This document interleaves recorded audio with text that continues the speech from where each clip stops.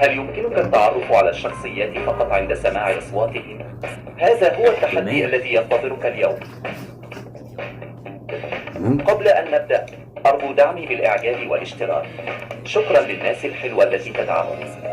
أخبرنا عدد الشخصيات التي تعرفت عليها في التعليقات. هيا بنا نبدأ. هيا.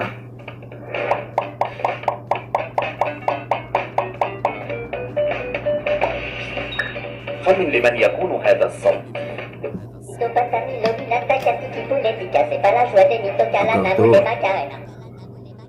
كابتن مجد. من كان صاحب هذا الصوت الغريب؟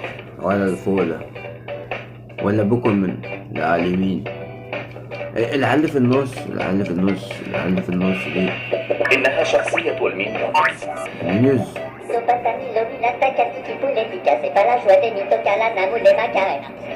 زي كده بتلعب معاه زي يعني العربيه محمد صغر ولا يا دكتور صغر.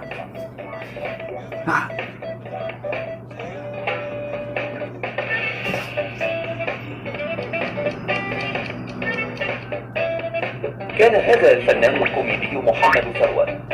حلو يا حلو، ينفع الواحد يمشي كده بتلعب معاه زي يعني العربيه بتمشي من غير موتور ولا يا دكتور؟ خمن لمن يكون هذا الصوت. حسنا ما زلت واثقا من ان هذا الكتاب القديم يعود لساحر غريب ما. كابتن ماجد. من هي الشخصية التي كانت تتكلم؟ صح. ولا كابتن ماجد ولا مجيد كدواني. إنها شخصية الكلب جيك من مسلسل وقت المغامرة. حسنا ما زلت واثقا من ان هذا الكتاب القديم يعود لساحر غريب ما.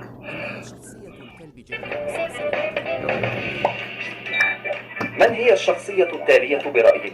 بتاع الستات تكسرين بقى ورجلي امشي في الشارع.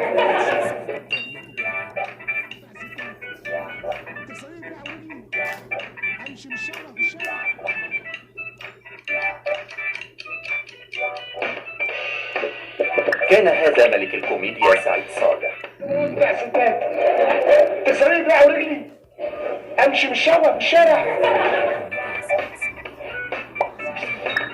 خمن لمن يكون هذا الصوت. مين؟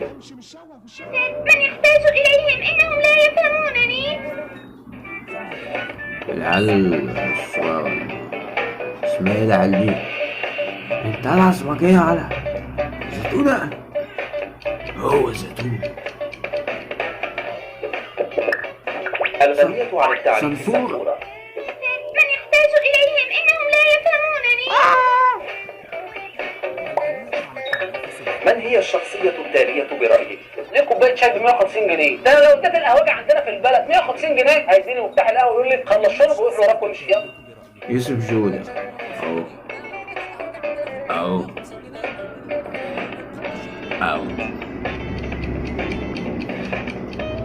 كان هذا جوشو صاحب البرنامج السياسي الساخر.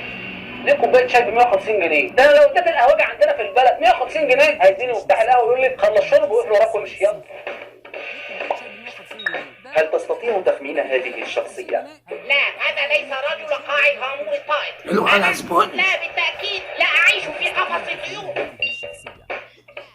أخبرنا في التعليقات كم استغرقت لمعرفة هذه الشخصية.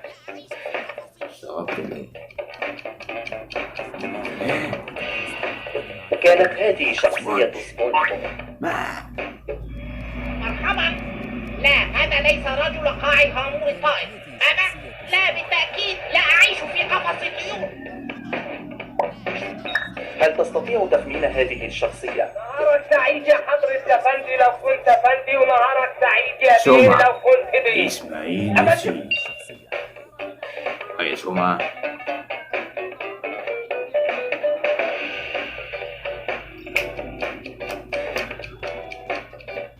إنه الفنان والراحل إسماعيل ياسين. نهارك سعيد يا حضرة يا فندي لو كنت فندي، ونهارك سعيد يا بيه لو كنت بيه. خمن لمن يكون هذا الصوت. سويتي منهارفة أعرف من قلته حاجة. مرة بفتح بطيخة لقيت فيها بذر أسود قرفت أوي. عادل إمام. البتاع دي. إنه الزعيم عادل إمام. نفسويتي منقرفة أعرف إن قلقتوا حاجة. مرة بفتح بطيخة لقيت فيها بذر أسود قرفت أوي أوي أوي. حاول معرفة لمن هذا الصوت. ولكن لماذا؟ لقد وعدني. لماذا؟ إنك تمزحين يا أمي، إنك تمزحين. من هي الشخصية التي كانت تتكلم؟ العيال الصغيرة دي بقى اللي فوق دي. إنه الكابتن ماجد. أبو ماجد كده. ولكن لماذا؟ لقد وعدني. لماذا؟ إنك تمزحين يا أمي، إنك تمزحين. يعني امزح معاك أنا؟ خمن لمن يكون هذا الصوت. يعني انا برضك حسيس وما يرضنيش انك تجي أنا الكبير. نعم انت وصلني مين؟ هو الكبير مكي كاوي ده.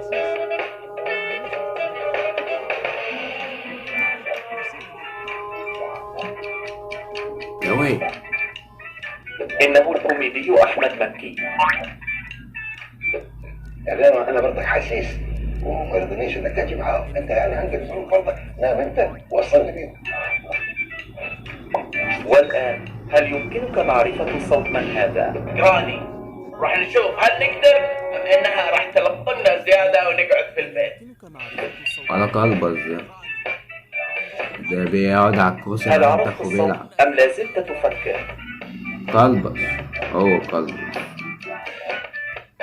كان هذا اليوتيوبر المشهور بندر. بانجر راني. بالسكر. راح نشوف هل نقدر أم إنها راح تلطمنا زيادة ونقعد في البيت.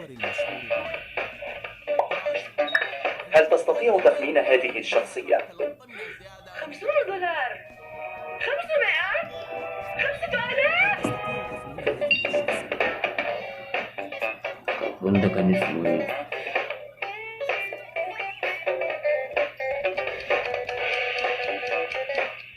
سلابون. الشخصية هي من غنبول المسلسل أو الكرتوني جنب. $50. 500. 5000. خمن لمن يكون هذا الصوت. والله يا عماه ساخذ هنوده اللمبي. يا ايها اللمبي. بالخارج. ايوه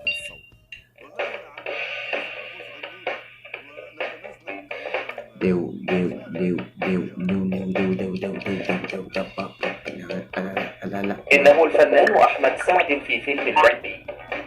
والله يا عماه ساخذ فيلم ايه يا عم ده؟ مسلسل بيبقى وقطات. انت تعبان ولا ايه؟ بالخارج. ايوه خمن لمن يكون هذا الصوت. يعطيكم الف عافيه يا جماعه، شكرا لكم على دعمكم. نعم هذه التعليقات اللي تحدث الواحد احلى من كل هذا التحديث. ده اسمه ايه؟ ابو فول. ابو فلفل. فلوز. فلافيلو ده فلافيلو. إنه اليوتيوبر المشهور أبو فلة. يعطيكم الف عافيه يا جماعه، شكرا لكم على دعمكم. نعم هذه التعليقات اللي تحدث الواحد احلى من كل هذا التحديث. هل ستتعرف على الصوت بدون أي اقتراحات ظاهرة؟ ونحن هم عاملين مفاجأة عيد ميلاد. ازيك يا انكل؟ ميرسي على المفاجأة. هم عارفين مين اللي انا قلت حاجة عليهم؟ هنيدي ده. ممكن يكون مسلسليكو. مسلسليكو ده؟ إنه الفنان هنيدي. هنيدي. ايوه هنيدي. ونحن هم عاملين مفاجأة عيد ميلاد. ازيك يا انكل؟ ميرسي على المفاجأة. هم عارفين مين اللي انا قلت حاجة عليهم؟ شكرا على المشاهدة. اترك لنا تعليق في أسفل الفيديو بعدد إجاباتك الصحيحة. ان شاء الله. والف الف مبروك.